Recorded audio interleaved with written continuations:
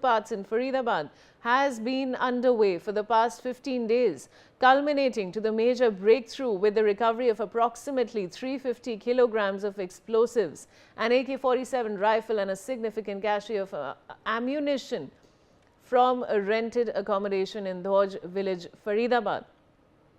According to the press conference, this operation is still ongoing.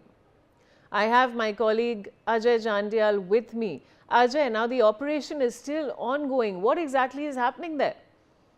But there are expectations that, more arrests will take place and more raids will take place as well, because as I said that, Dr. Adil was, was arrested from the Saharanpur. So what he was doing there, so possibly they must have some links over there, and they must be trying to expand there in the Uttar Pradesh, Western Uttar Pradesh as well. So that's why there are possibility of more arrests from the Uttar Pradesh as well.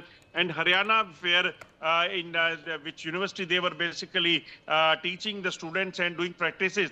In that particular university, one more, Kashmiri doctor was also under the questioning, and it is expected that he will reveal certain things as well in the coming time. So more raids, more arrests will take place. That is what we are expecting, and definitely police has to get the information from where they have got this ammonium nitrate, from where they got the weapons, whether it came from across the fence area with the drone, or somebody locally was helping these terror white collar terror groups for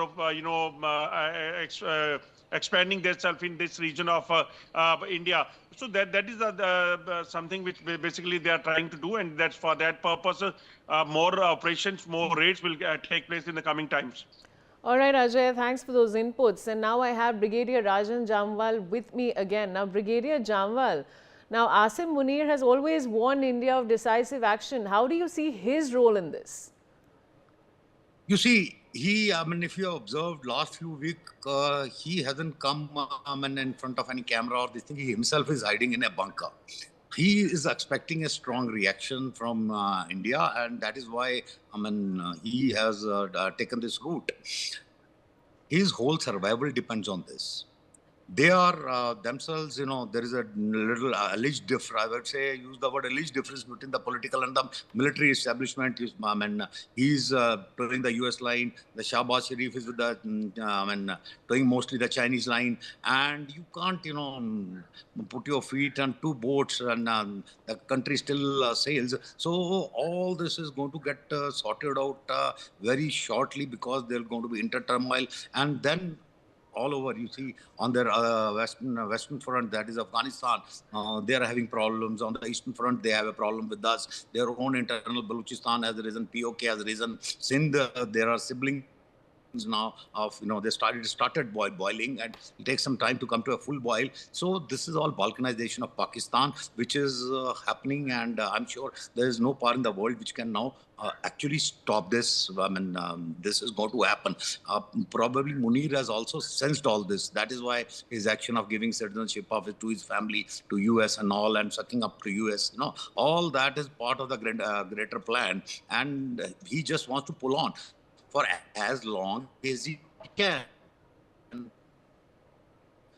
so that he can make more and elected country, and that's how he's playing up. Asking for 5 years starting now, this thing, maybe even if 1 year, 2 years he can stay in power, he'll be able to collect enough for his next few generations. And there is no plan for Pakistan. There is plan only for themselves, their generals and their politicians. There's the only plan that exists.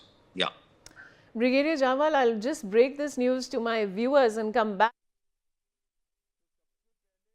Police in for brought him there, and from his locker, he was a resident doctor earlier in GMC over there, and from his locker they recovered an AK-47.